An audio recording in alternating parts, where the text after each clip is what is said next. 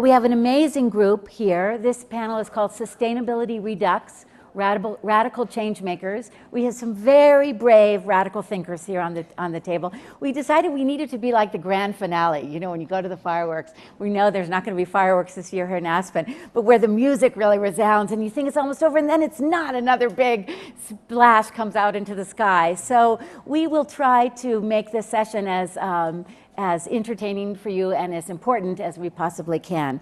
And there really is no more important issue for us to be talking about than sustainability right now and what it means. Let me start by introducing my panel. We have a magnificent panel. To my immediate left is our EPA Environmental Protection Agency Administrator, Lisa Jackson. Lisa, I have heard in the halls of Aspen how great a person you are, and I know we've celebrated the 40 years of the EPA with you, but I'm just delighted to have had a little time with you to get to know you as a person. Lisa, since taking office and with President Obama as a cabinet member in charge of environmental protection, she's been named one of Newsweek's most important people in 2010.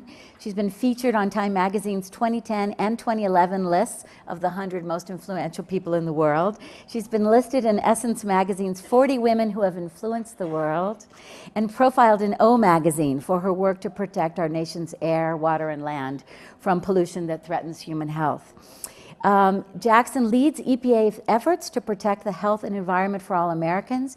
She has a staff of more than 18,000 professionals, many of whom are here. They're all incredibly efficient and nice, which is lovely. And she has a really huge responsibility to usher in U.S. leadership on addressing health threats from pollution in our air, water, and land, and to renew the public's trust in EPA's work. Lisa, Administrator Jackson, was born in New Orleans. She was a graduate of Tulane University, a proud graduate where my daughter goes, which is great. And for many, many years, she served in the New Jersey Department of Environmental Protection and was appointed commissioner of the agency in 2006. Lisa is a remarkable person. We're delighted she's here with us today. So thank you very much for joining us, Lisa. Yeah, and then to Lisa's left is another influential person, and maybe that's part of the criteria here. Billy Parish, not only being a dear friend and a remarkable person, is the founder and CEO of Solar Mosaic. Billy Parish dropped out of Yale in 2002 to help build a youth movement for climate solutions. As founder and coordinator of Energy Action Coalition for 4 years, Billy brought together over 50 diverse youth-led organizations into a joint campaign to catalyze the transition to a clean energy economy called the Campus Climate Challenge. And I think that at that time, am I wrong about this, Billy, that song, "It's Getting Hot in Here"? You know, there was like, you would find on the University of Maryland campus literally hundreds of thousands of young people singing that song and demanding that members of Congress and others pay attention to this issue. So he's a very brave person. He also got some hundreds of thousands of green hard hats and stormed the Capitol on this issue. So Billy is a wonderful person. He now works with Green for All, One Sky, and Black Mesa Water Coalition on advocacy for green job creation. He was a 2005 Rolling Stone magazine climate hero. I understand there's a picture of him standing out in a field after he drove across country in a car powered by bus powered by waste vegetable oil. A bus powered by waste vegetable, and that was when you weren't even like 25 yet, right? Mm-hmm. So we want Billy to keep going on these efforts for a long time. He's also a fellow, a Ashoka Fellow, and a serial social entrepreneur. He's a co-founder of Green Owl Records, which is a green music label under Warner Music Group, and he's a board member of several organizations. He has been living on the Navajo reservation. His beautiful wife, Walia, who's an activist in her own right. I think, is she here today? She's not in the room. She's not in the room. Give her a shout out. She's here. So Billy, welcome. We're delighted to have you with us. And then to left, we have another remarkable person, Musimbi Kanyoro. Musimbi's been a change maker since the day she was born. She's president and CEO of the Global Fund for Women. She was formerly the head of the Packard Foundation's population program. She was, before that, perhaps one of the most important jobs in the developing world for women. She was the head of the worldwide YWCA, which was a huge coalition of women all over the developing world. She's been an activist and an outspoken voice for women's rights for most of her life. She has been working actively on issues of women's reproductive rights and population for years. She is a member of the Aspen Global Leaders Council for Reproductive Health, which is 16 former and sitting heads of state who are advocating for the importance of addressing population and women's reproductive health again. Musimbi, a secret you may not know about Musimbi is that she started her career as a linguist. So she believes in the importance of words and language, among many other things. And Musimbi, we're really delighted you're here with us. It's great to have you. And then we have Nate Glasgow, who's on my far left. He's the Director of Energy Services at SunEdison, which is a leading global solar company in the commercial and utility sectors. Prior to SunEdison, Nate was a principal at Rocky Mountain Institute, where he focused primarily on energy efficiency in the transportation industry. He's here as a scholar with us at Ideas Festival. He's a co-author of 2 books on energy efficiency and renewable energy, Reinventing Fire and Winning the Oil Endgame. He holds an undergraduate degree from Stanford and a master's from University of California, Santa Barbara, and an MBA from the Stanford Graduate School of Business. So as you can see, we have a really fabulous panel. So let me begin by having everybody just take ourselves back 30 years ago, 1982. The first time the term sustainable development was used was coined by the Brundtland Commission. It was chaired by Gro Harlem Brundtland, who was at that time the Prime Minister of Norway. And it was this unusual group of scholars from China, India, Europe, across cultures who were trying to write about how to address the environmental crisis we faced. Gro took that assignment very reluctantly. She did not know how it would be possible to address the twin pillars of human development, economic growth, and sustainable environment. But that was the first time the word sustainability was ever used. Just a few days ago, we had the Rio Plus 20. It was the 20th anniversary of the Rio Earth Summit. And at that time, people were discussing, what do we mean by sustainable development? And how can we reinvent this term in a way that is meaningful? A lot has happened in those 30 years, in those 20 years. And that's the first thing I'd like us to address today. How far have we come in terms of sustainability and addressing it? And how far do we have to go? Let me start with you, Lisa, about some of your reflections. Certainly. Happy to. So a couple of things. Gro Brundtland was in our office not long ago, and it really is pretty remarkable to think about her personal transformation and leadership on this issue. So I'm glad we start by mentioning her. And I just have to salute the guy whose place I'm taking, Tim Wirth of the UN Foundation, and our thoughts and best wishes are with him and all the folks who are dealing with this incredible fire. The president was out here recently and expressed the nation's support for the wildfires and what they're doing to devastating communities, and our ability to respond to them, we hope, we're turning the corner. So with that, back to the question, I think, remember, sustainability was loosely defined, and I think you'll hear that, and I bet it's in each one of your minds about what it really means, but it was the idea first, and the president says this all the time, you don't have to choose between growing your economy and having a strong and healthy environment, making progress on that pillar.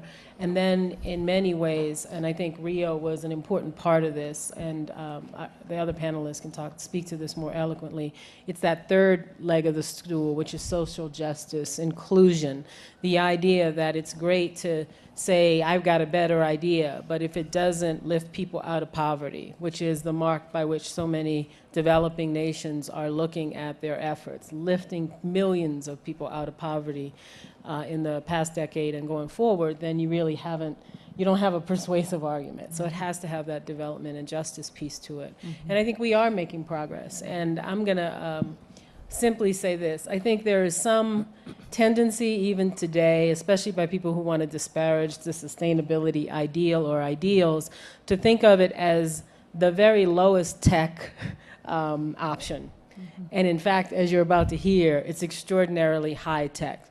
to set out with such lofty goals and to operationalize them in a way that's cost effective and just means that we are betting on, if you will, technology to fill the gap, to find better, cheaper ways and delivery mechanisms for things like water and energy and food, and of course dealing with the products of, I know this is sort of population focused, which is your love, Peggy, but of a growing population, all the waste. So that's human waste and garbage. And so I would say we're making incredible progress on the technological scale. I think we have to ensure, and this is the work of all of us, it was a big pillar of the US interventions in Rio, that social justice and mechanisms economically to deliver those great innovations in a way that empowers people, doesn't disempower them, is what needs to be worked on. Great, wonderful, thank you, Lisa. Billy, what do you think? How far we've come in 30 years? Maybe in 1982, were you born in 1982? I was one. You were or one. A couple months. Okay, maybe. so in your lifetime, how far have we come, sustainability, and how far do we have to go? You know, I guess I feel like we're at the beginning of the next wave of the sustainability movement, and you know, for me, that wave is about incorporating what the last panel here was talking about, which is, you know, the power of innovation through new technology, the internet. How do we leverage the cognitive surplus of the entire planet to actually solve these problems? You know, the sustainability movement has been sort of led and driven by, you know, a small number of brilliant professionals who are, you know, individually working on these problems, but I think we're just beginning to see ways that you know, we can leverage the brilliance and intelligence of the entire planet to solve these problems, and you know, break through new technologies that can allow us to supply the goods and services that 7 billion people need in smarter and more sustainable ways. So. You know, I actually had 2 people here at the Institute tell me, you know, oh, sustainability, like, I don't really have the fire for it anymore. Wow. It's like, you know, I was into it for a while, but I'm, you know, starting to think about other things. And I think, you know, it's this reinvigoration of we need people from all these other disciplines and fields to be bringing their knowledge into sustainability, because sustainability really is about those 3 legs of the stool. It really is about reinventing how we live as a society and in a different economy. And I'm excited for integrating these new technologies and new ways to harness human intelligence and you know, crowdsourcing, crowdfunding, crowd innovating our way out of these big problems. Oh, that's great. Billy, we're looking to you to do that. You know that. Musimbi, what do you think? How far do you think we've come in 30 years in terms of sustainable development? How far do we have to go? Thank you, Peggy. I want to say that what is most important is that we have changed. We as the global people have changed. When I look at 1982, I don't think we actually understood as much as we understand both about our world and ourselves. Now we are smarter. We know what is good for ourselves, and what is lagging behind is our political will to accept and use the facts that we have on our fingertips to do the right thing. The second thing that I think is that has changed is that we have become much more of what was talked about during the decade of the 80s about being a global village. At that time, it was like words without the reality. Today, we experience the reality. I have always worked with networks of several people, and for 20 years I lived in Geneva. We began once just to do a campaign on say yes to the children to support UNICEF. And within just a very short week, we were able to collect a support from so many countries of the world and even gather 100,000 signatures within a very short time.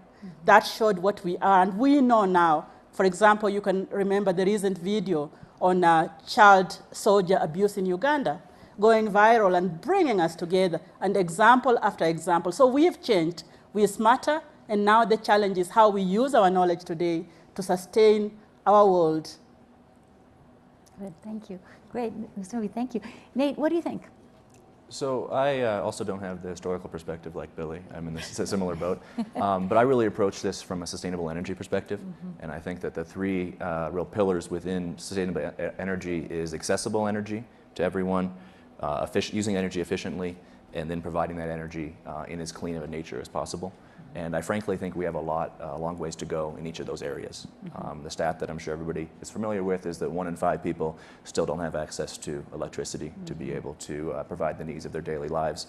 Efficiency is something that's been long talked about, but has not been acted on as aggressively as it can be, and I think is still constantly overlooked as being the largest resource and the cheapest resource that's out there. And then from a clean perspective, I think we've not done as well as that we could, and I think we're really at a tipping point in a number of technologies. Certainly wind and solar are two, where I think we're at a point now where we'll be able to rapidly scale that technology. And this is something that happens not only in the developed world, but increasingly in the developing world, where we're actually able to meet a grid parity, the cost of electricity, much easier when you're talking about distributed renewable generation, and you're competing with technologies such as diesel generation, which has high costs today. Great, good, thanks. Billy, it's interesting you said that some of your friends are sort of disenchanted. They said, I don't really feel it about sustainability.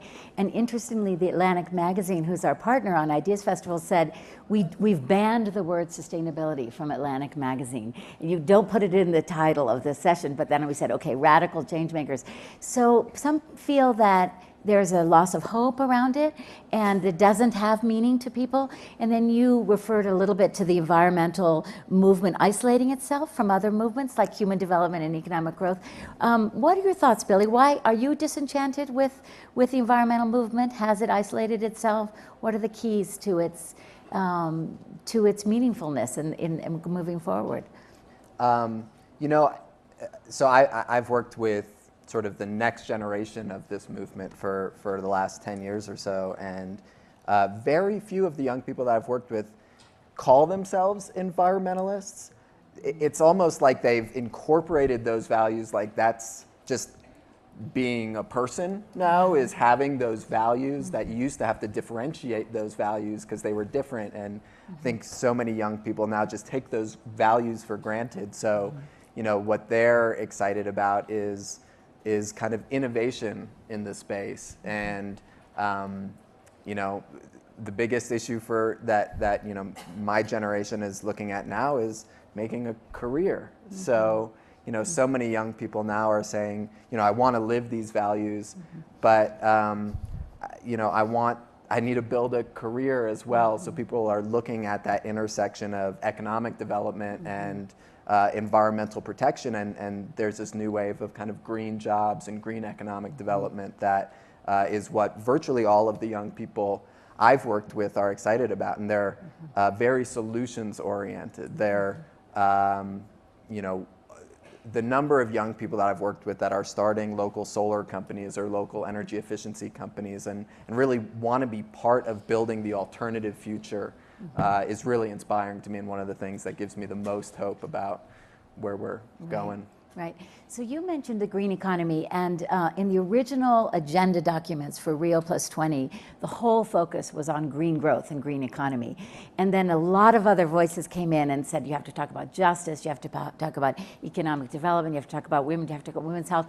And Musimbi was with me in Rio, as was Administrator Jackson. And the moment that Musimbi was on a panel with Mary Robinson and Brundtland and I, there was a demonstration going on in the streets of Rio that was a people's demonstration saying that the term green economy didn't speak to them. What are your thoughts about this whole notion of green economy and green growth, and what might be missing from that equation in your own work as the head of the Global Fund for Women, representing grassroots groups all over the developing world? Thank you again. What was happening, the campaign that Peggy refers to was organized by Brazilian women. And there were Brazilian women who came from the poor communities of the favelas, Afro-Brazilians and others, who are often not included in the decision-making places. And their question about green economy, which I think is part of the success that we brought back from Rio, is that really did get a good attention in the document. as some other issues, etc., was the fact that they felt that the issue of inclusion and participation is still far behind for those people that are not at the table in the discussions that were going on either in Rio or in their own governments. Because they felt that the issues that they care for, they want to be part of the people that shape it, so that they would even challenge, say, young people who feel that they want to go in and invent these cook stoves for women, but not include the women in developing those technologies. Because the women basically were saying, yes, we do understand the issues of justice, but it's not justice without us. It's justice with us. Anything about us needs to be inclusive of us, meaning the poor countries, the poor women, etc., and to really hear their voices and contribution to what is happening today in the world. I believe that we have room to continue to interpret what green economy could mean to various societies, but the most important thing that I bring from what I hear from the communities that we work with is be inclusive in the solutions that are going to shape the world. Do not create things for those people on the other side of the fence. Good, thank you, Musimbi. Lisa, you have said that one of the most important pieces of unfinished business of the environmental movement is that of how the environment is affecting vulnerable people all over. And we read about how you drove your mom out of New Orleans during Hurricane Katrina. And I think I was traveling back from Africa at the time, and I was in, I think, Dar es Salaam, and I looked up at the television, and CNN was showing people standing on the rooftops. And I was surrounded by people, Senegalese and other Africans. They looked at me and they said, that's America? That's not America. Why are those people standing there on the roof? What is this? I don't understand it. And so it was so interesting to feel that sense of shame about my own country and what was happening there. And Lisa, I know this has been a signature anchor of your leadership. Tell me about why you think that's the unfinished business of the environmental movement. Well, a couple of points. It is. We have 7 priorities at EPA, and my favorite is expanding the conversation on environmentalism and working for environmental justice. And I chafed at the title because it is so long and wonky sounding, but there's a lot packed into that. First, we do need to have conversations with all kinds of people about what it means to care about the environment, and to take away some of the belief that the environmental movement, which happened to have its seeds at the same time as other really big movements in our country, the civil rights movement, the women's rights movement, and instead of all of us being together, those were so important that in some ways it almost felt like you had to pick one.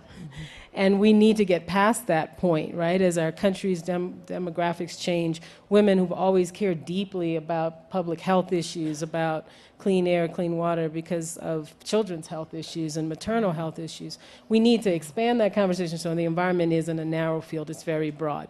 When I sit in a room of environmentalists or people who consider themselves clean energy advocates or sustainability advocates, I always just say, listen, remember, justice cannot be just us. If it is just us talking about it, then we have a problem. And that's, you know, people talk in this country about why we don't see more people standing up and saying, I want to advocate for the environment. I absolutely agree, mother of 2 teenagers, so younger than you guys, that they see this as sort of, well, isn't that a given? Isn't that how we do it? Can I work and do something fun? And they want to know that government is going to be helping them do that innovation, not seen as one of the things you have to somehow find a way around to get the kind of innovation and entrepreneurship that attracts them so much in this country. And that's an important point.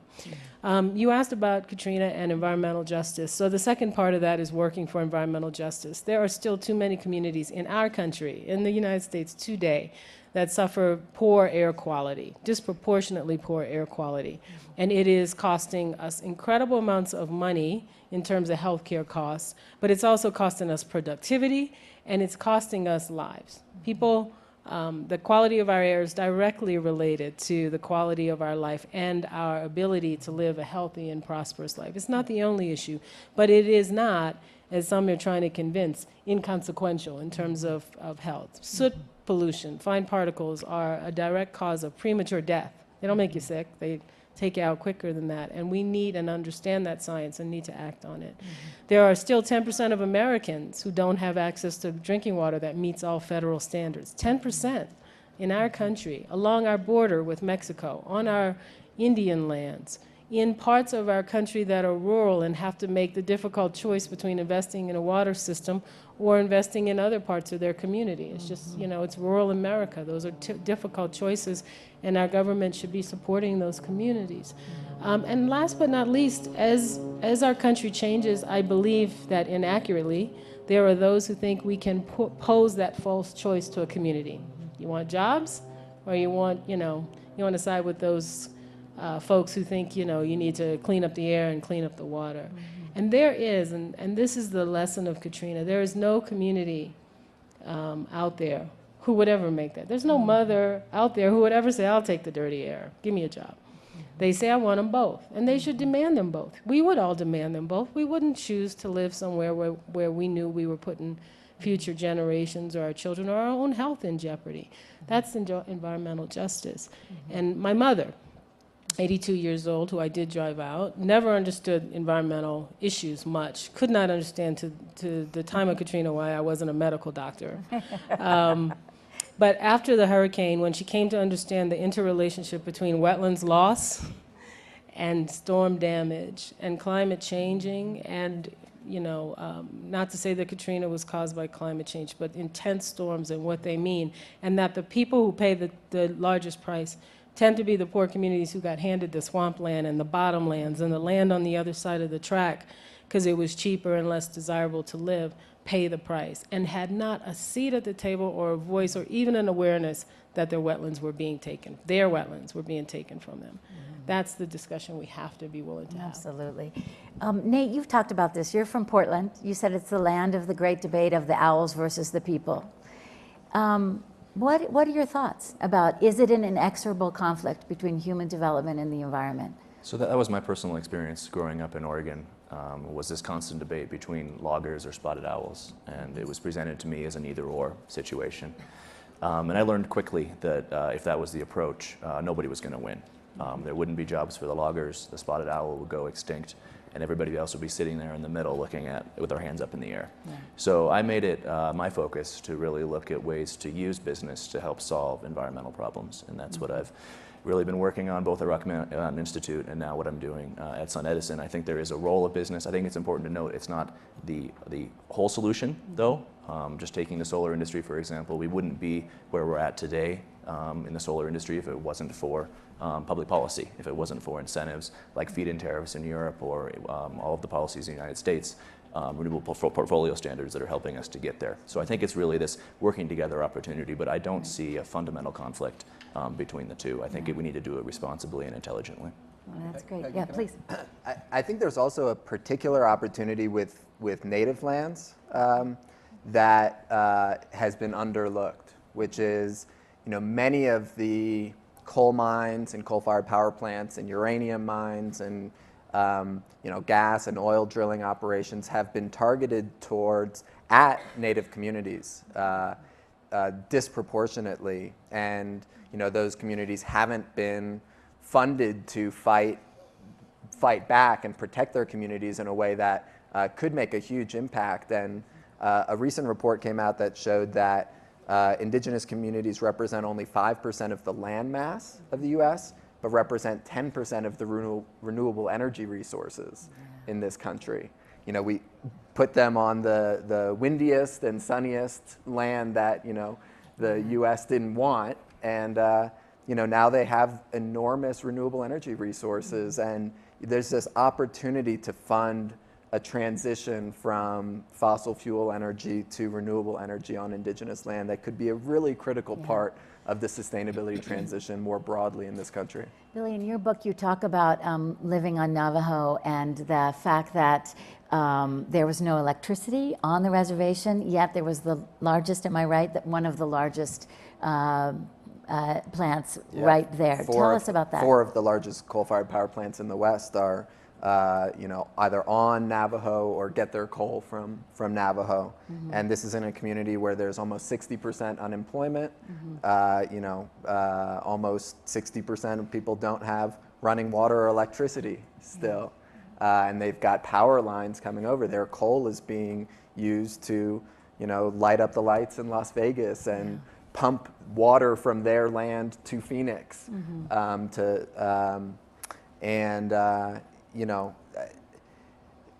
It's this part of the sustainability movement that it has been underrepresented. Right. And so what are you doing about that? What have you been doing on Navajo about that? How have you been working with the tribal councils, and how is that playing out in real time? Is there any hope there? Yeah, so I wish Wahala, my wife, was here because she could talk. She's been actually leading a lot of the work and really working with the communities because they want the transition. Even though the coal mine and the power plants provide some of the best paying jobs there, the communities disproportionate, like everybody wants this transition. It's in line with their own cultural values, and they see the coal in the mountain as their mother's liver, and it's almost like there's been this forced cannibalism of their mother, and they've created this green economic development group in the council to develop an alternative economy. And with the kind of closure of these power plants that's to come, there's an opportunity for these lands to be a new kind of power plant for the U.S., a new way for, there's tens of thousands of acres of land that's been used for coal mining for generations, and the best possible use for this land is for renewable energy development. And the most beautiful solar project I've ever heard of is this one that Wahala has been working on to do utility scale solar development on this abandoned mine land on Navajo. There's all this transmission there, there's the infrastructure. We just need a coordinated effort to support that transition. Right, that's great. Let's turn for a minute to talk about population. This is one of the 7 billion and counting our planet sessions that we've put on together at Ideas Festival. And my husband's an environmentalist, and every environmentalist I've ever met starts every statement with, we just hit 7 billion and the population will get to 9 billion by the year 2050. This is this inexorable pressure that we're putting on our planet, and so they use it as part of their need statement. Yet isn't it true that addressing population needs is one of the tools we have to address the challenges of the environment? Musimbi, you sit on the Global Leaders Council for Reproductive Health, and we worked at Rio to get environmentalists to think and talk about population again, even though it's become politically toxic to do so. What do you think? Is this one of the tools? Is there a chance that we don't get to 9 billion? Is this one of the things we should look at? And Lisa wants to go ahead. Okay. Yeah. Lisa, we can talk together, environmental Yes. and population, yes. Maybe I could look at that question by asking, is population growth a problem, or what is it that makes populations to grow so fast? I think you need the second question first before you can answer the first question. If you look at the population growth between, say, just within the last 100 years, even less than 100 years, the population growth is really has increased tremendously, tremendously. And in plain words, what is it that has meant that population growth has increased? One, it is there is a lot of fertility that is not managed because people do not have access to manage the fertility. Today, in the population world, we say there are over 200 million, 215 million women who would want to be able to use a form of contraceptive so that they do not get pregnant, but they do not have access to it. But why do they not have access to it? Either because it's not, family planning is not available in their locality, or there is no funding for family planning, or they do not know about family planning. Information that is available is scarce, etc.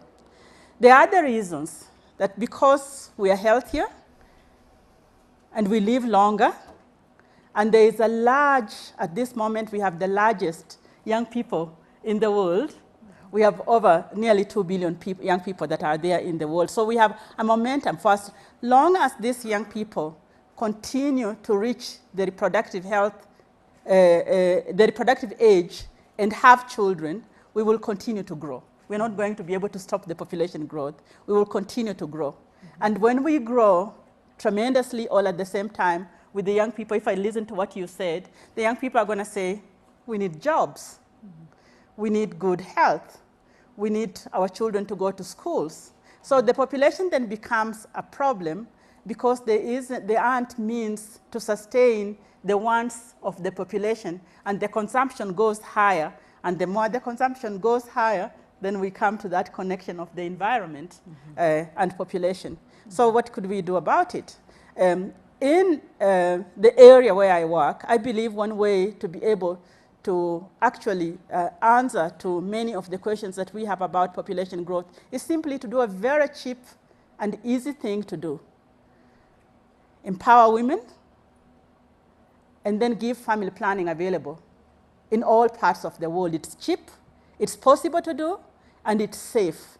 And when done as a voluntary way, because so that those over 200 million women who want to have a choice of when to get pregnant, how to space their children, and also to prevent unsafe pregnancies that might lead into the areas which most people fear. They fear the area of abortion. But you've got to be able to think, what is it that it's a pregnancy? You cannot abort unless you're pregnant. So if people in the first can be able to deal with that, preventing of pregnancy when they don't want for, that will also reduce the need for abortion. So that's one of the areas that we think about.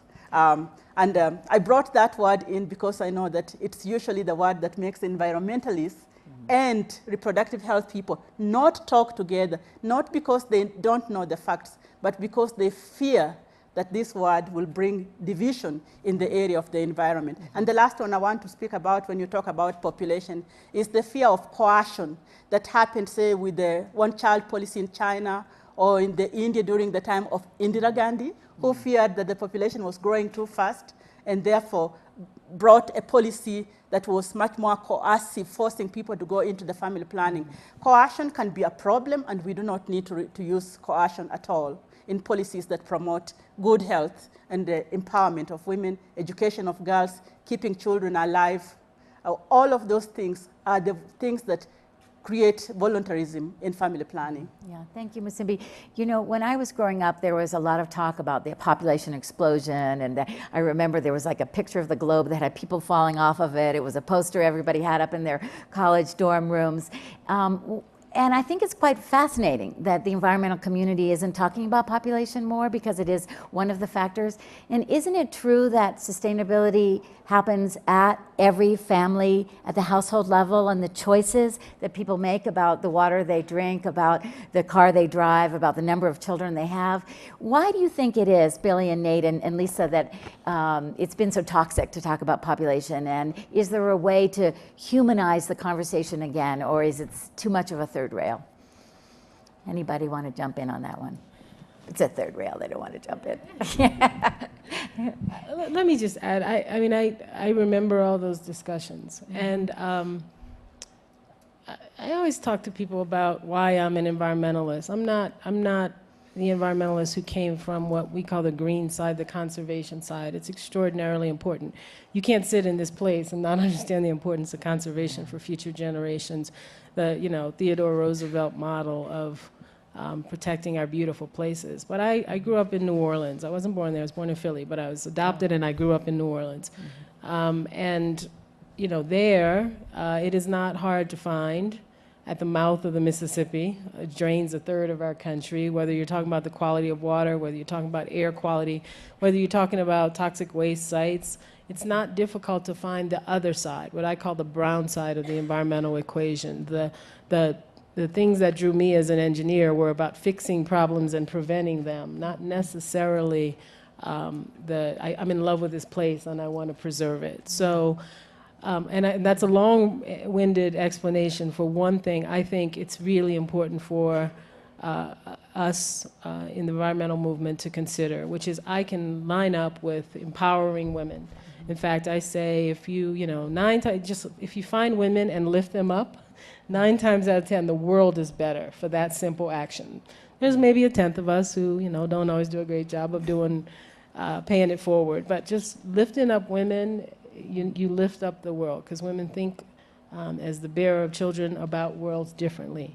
But if you somehow, beyond empowerment, start to talk about control, I think for the same reasons that parts of this discussion are toxic about control of women on one side, it becomes equally so on the other. And I think this is all about education.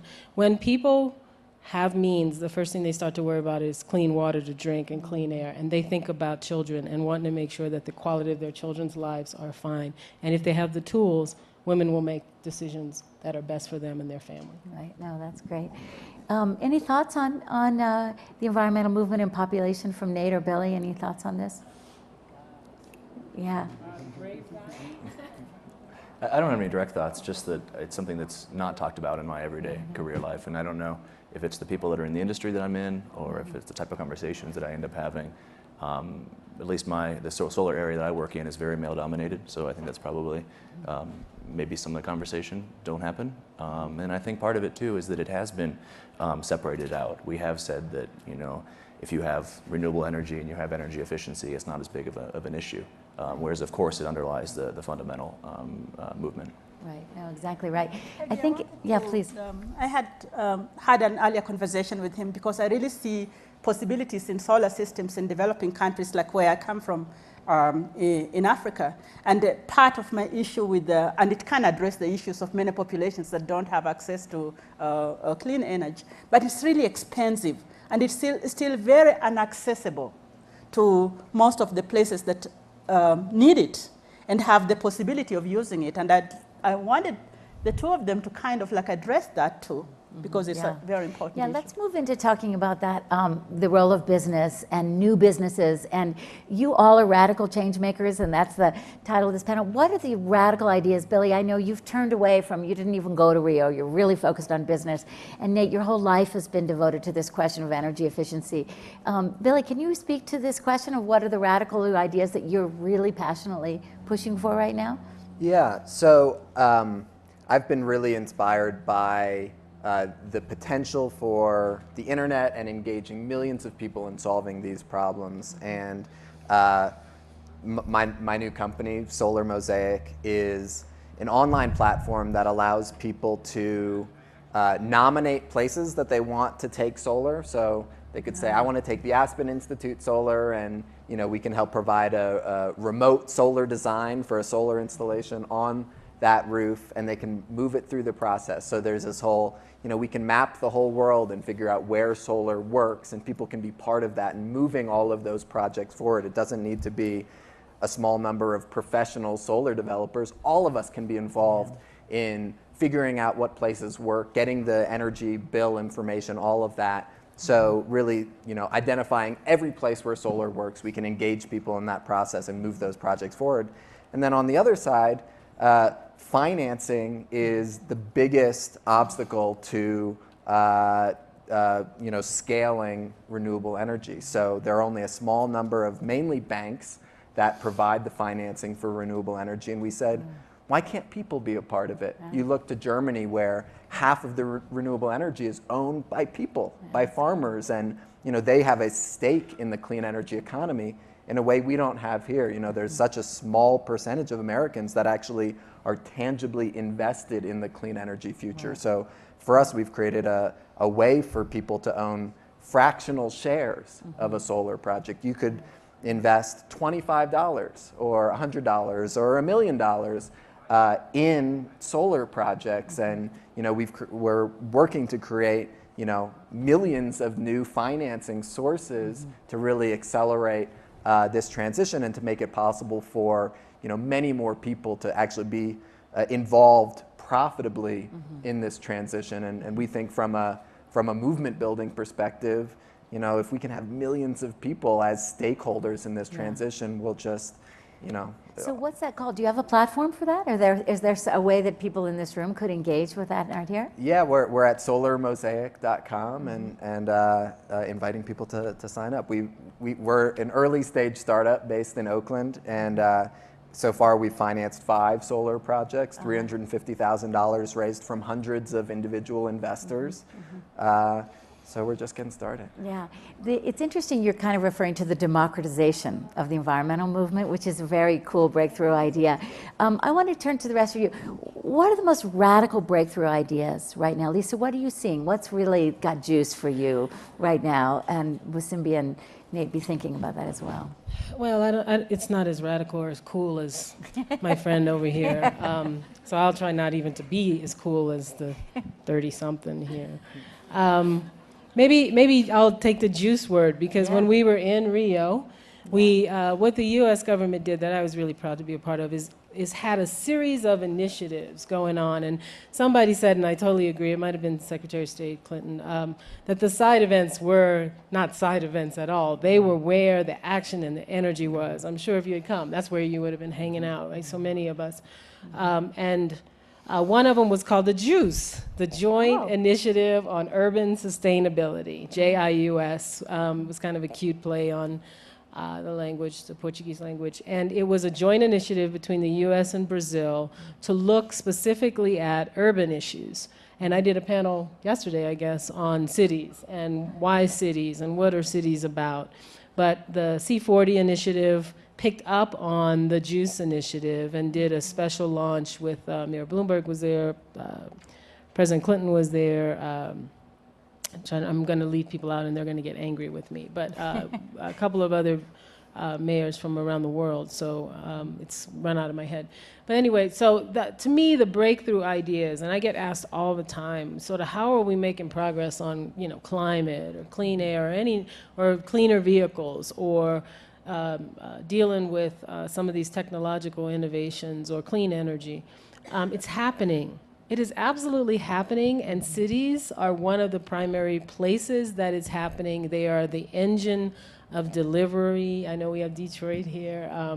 They are, because cities, there's you can speak all day about the big, broad policy platforms and laws and standard setting, which certainly the Environmental Protection Agency is a part of, but the delivery of that is going to require a couple things. Enlightened government that's close to the people who are being governed, and that's the point of cities, right?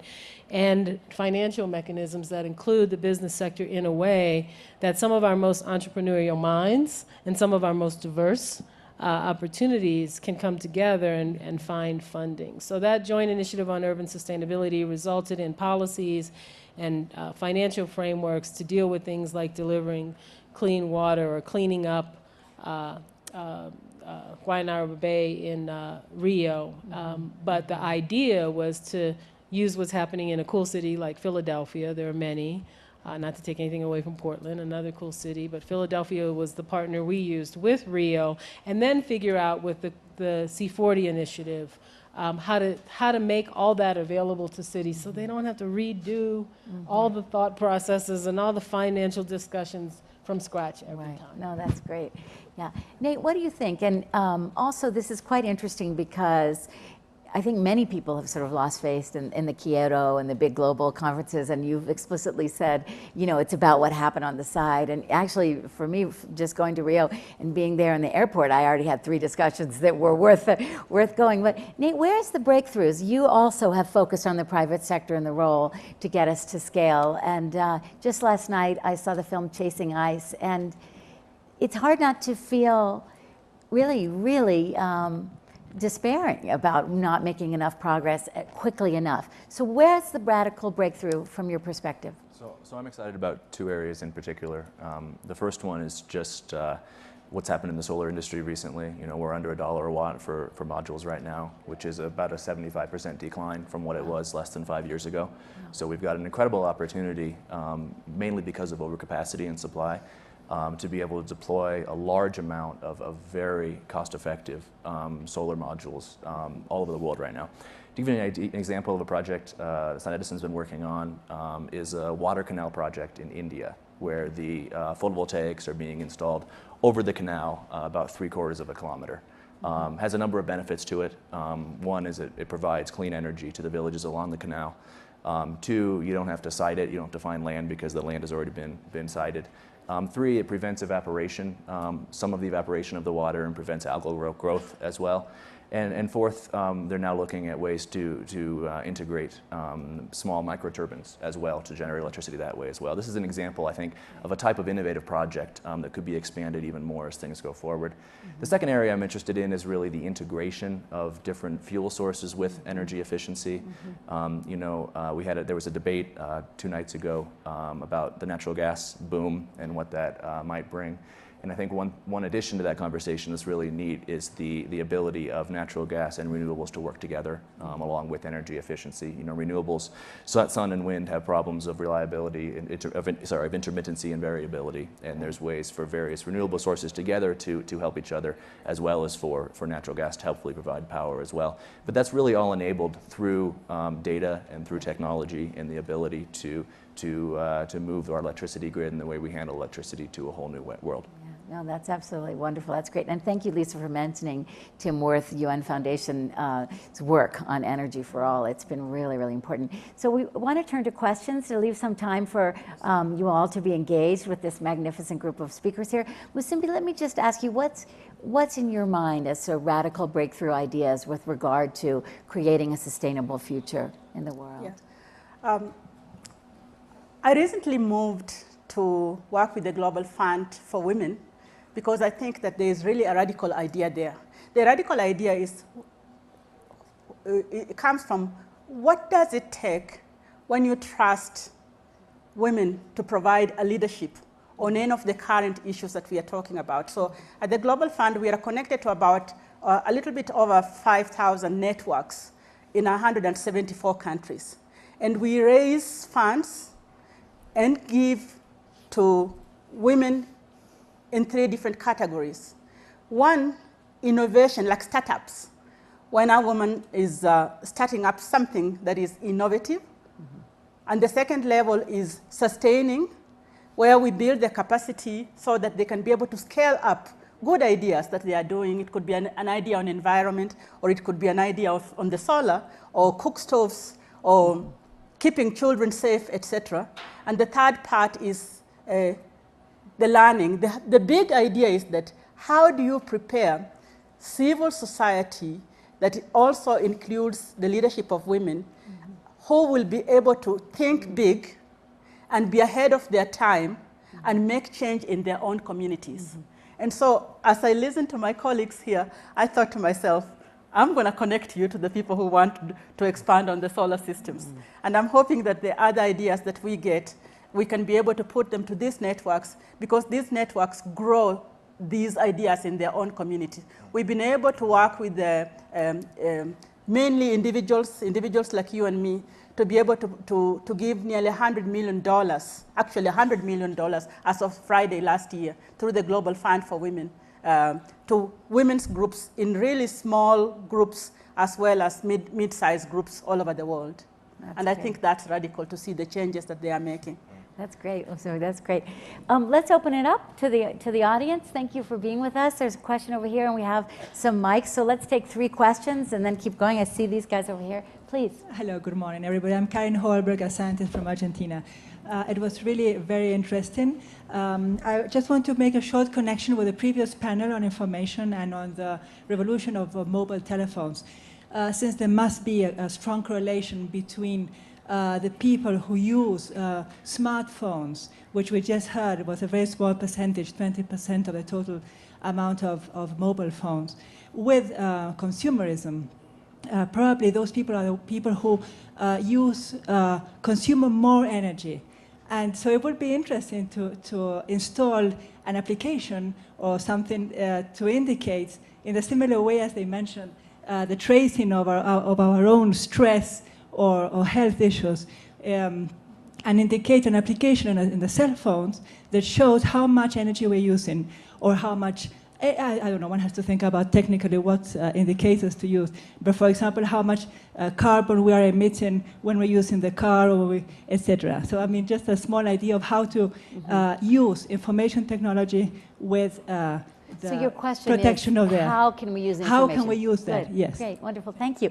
We have this gentleman over here, and then there was another one. Please, sir. Yeah, my name's James Calloway, and my family is deeply involved in, is deeply involved in renewable energy through our businesses. And I must admit that I'm listening to this panel, and I'm surprised not to hear about things like how do we build an effective grid that moves energy efficiently from the larynx of America into the needs.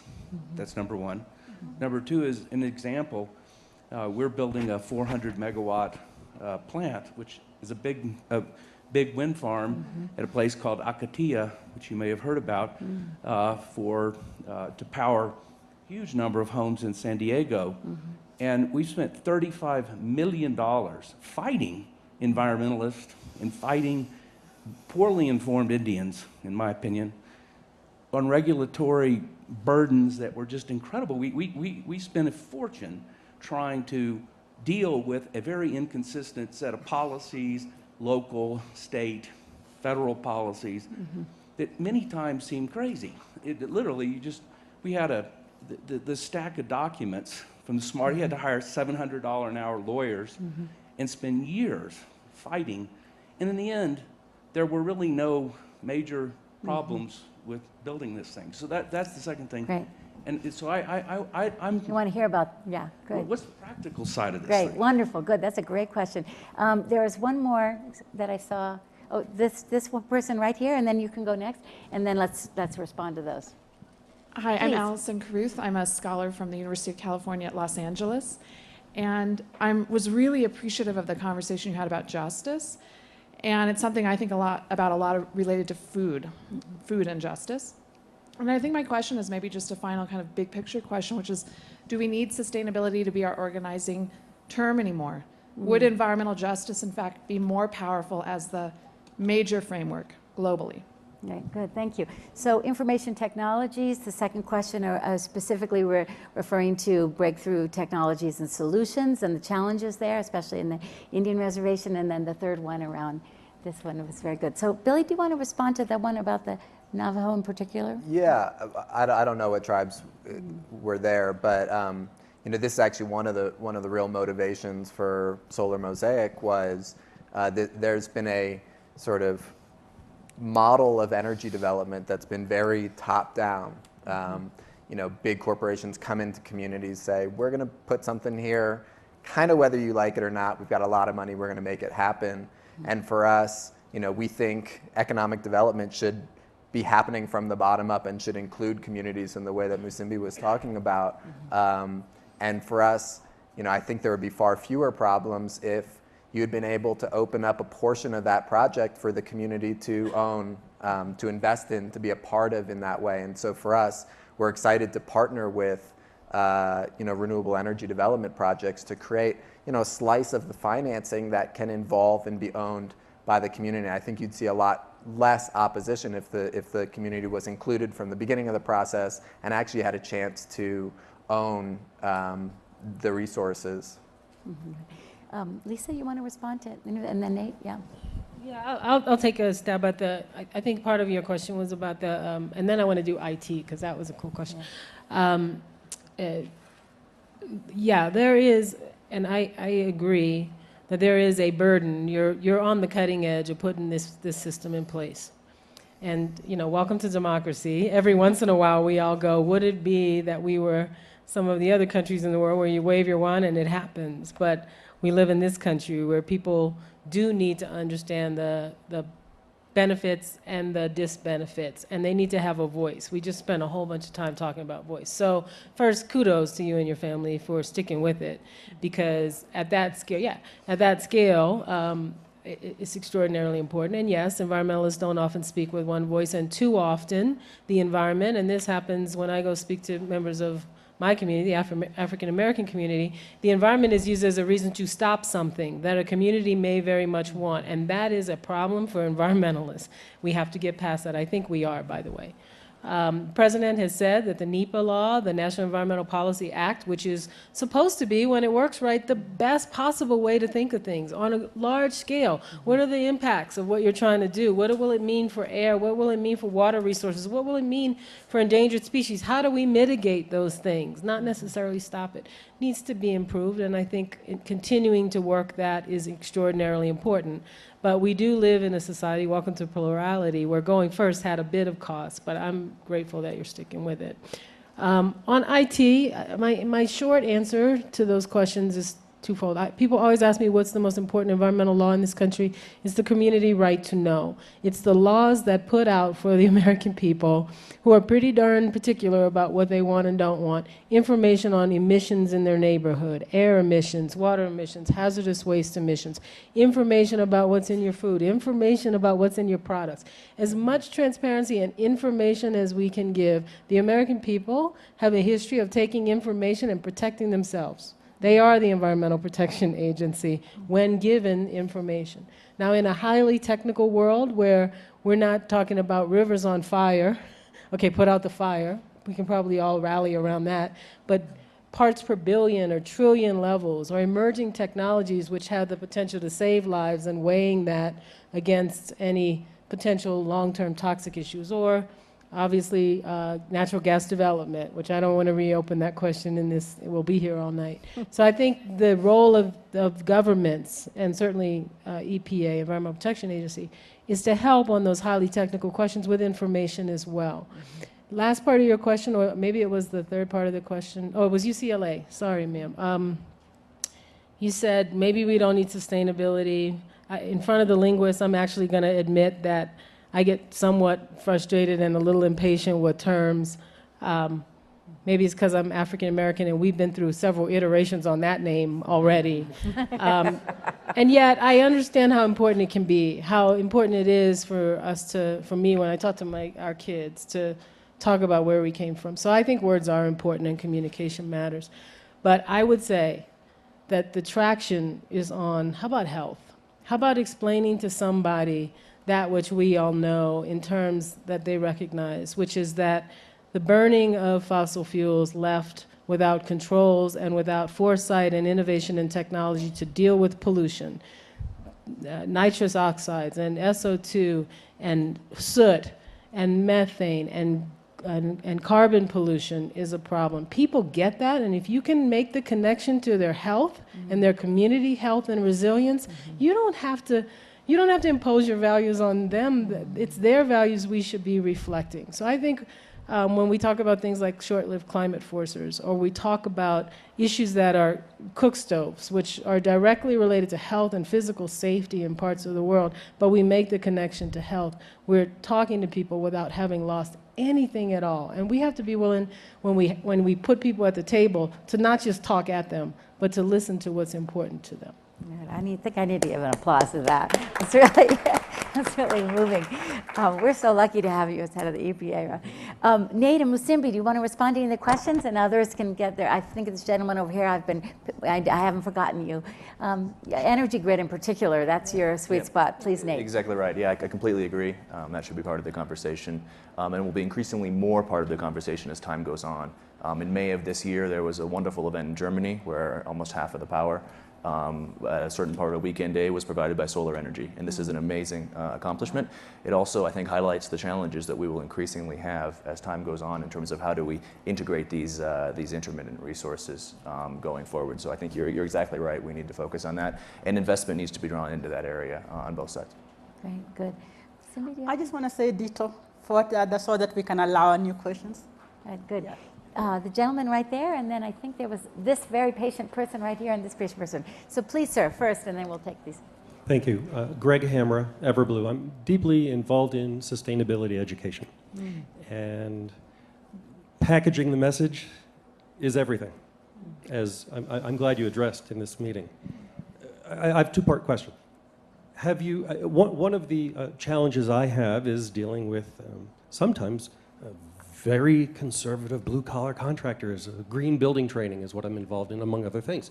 And selling the reason is very important. And tell me, my two-part question begins with the first part, which is, to what degree have you used this sort of argument?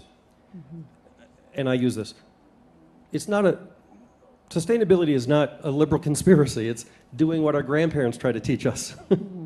Right? To not waste stuff. Turn off the water when you're not using it. Turn off the lights when you're not using it. Efficiency is really what you started the meeting with, Lisa, at the beginning. Efficiency is the lowest cost. And so I'm wondering to what degree you have a simple, very concrete message. And then I'm also wondering to what degree Executive Order 13514 has shown savings in the government. And do you see resistance in the different governmental agencies to adopt 13514, which is the government's initiative to green the operations? Of course, you could articulate it better than I. Okay. Thank you. Great question. This gentleman in the blue shirt, and then the woman right here. Sorry, you either one first. I'll get you both. Go ahead. Will you accept a comment? Will we accept a comment? If it's very brief, we'd be happy to. I just want to congratulate all the panelists and yourself, because I think this is, for me, was one of the more important seminars, in that the emphasis is not on the individual, as heroic as you are, and it's not on the technology, but it's on building community, and that's what the real innovation is, and each of you are doing that in your own way. That is the root of development. It's not about this or that technique, it's about building community. Just a quick example, microcredit, one of the biggest impact makers in the world in the last 30 years. There's no technology in it. It's just about how you bring people together to trust in each other, and you build different communities, and you're doing that on the internet, you're doing that with networks of women, you're doing that with business, etc. I think that is the real message here, and I'm very happy to have been here. Thanks. Thank you. Thank you very much. The community, the C word. Yes, please. We've talked a lot about population growth around the world, but a lot of the older industrial cities are dealing with the opposite side of that coin, which is population decline. As such, conversations about reducing the footprint of livability in those communities, is reducing infrastructure, those are some of the conversations that are taking place. So I was just wondering if the panelists could talk about recommendations about how to do that, or things to be cautious about as we think about that, about how do we create efficiencies in the conditions we find ourselves today, but doing it in a way that's responsible for the future. Right, oh, that's great, good, wonderful. Okay, good. Billy, you want to start? Any one of those questions, respond? Oh, I'm sorry. Oh, okay, sure. Billy, would you like to respond to one of the questions? If I can summarize, our teacher over here was really discussing the term sustainability and also made reference to a particular piece of legislation. Gentleman over here said, thank you very much for talking about community, and rather than just technology without community. And the woman right here was asking about population, the reverse, rather than population explosion, population and efficiencies in cities. I'm probably not quite doing justice to your question. Billy, you want to take any one of those? I'm not sure I have anything smart to say about those two things, so I'm gonna pass. Okay, Musimbi? I want to respond to the particular question from the sister there. Right now, I think in regards to population growth, there are a number of things that we recommend that are really easy to do. One is helping women to contribute to their societies by reducing gender inequality and lack of control over their lives. And lack of control over their lives includes reducing violence, includes making reproductive health accessible to them through services, advocacy, and good policies. We recommend highly education of girls. If you hear, the world is talking about this all over in many different formats. Education of girls means that you'll have educated women who will make good decisions. For every added year that a girl stays in school in every part of the world, it makes her a better decision maker for a number of things. But it also reduces it keeps her in school longer, and so it reduces even the rate of pregnancy, and that already impacts on population. We also said enabling children to survive by assuring that there's clean water, good food. Nutrition is a big word now as we talk. This is another thing that is really supposed. Clean air. These are all really interrelated things that are being discussed within the population area. And then next week, I think you will probably see in the media a lot of focus on what the Gates Foundation and the British government are trying to do, to think ahead about making accessible technologies that support family planning. Technologies here, I'm using it as possibilities of different kinds of contracepting that can help into the family planning. And these two governments of the South require it, they want it, and budgeting for that is part of what we are dealing with in the area of population. But most important, I think just the idea of making family planning voluntary and letting women decide to access these technologies is really important.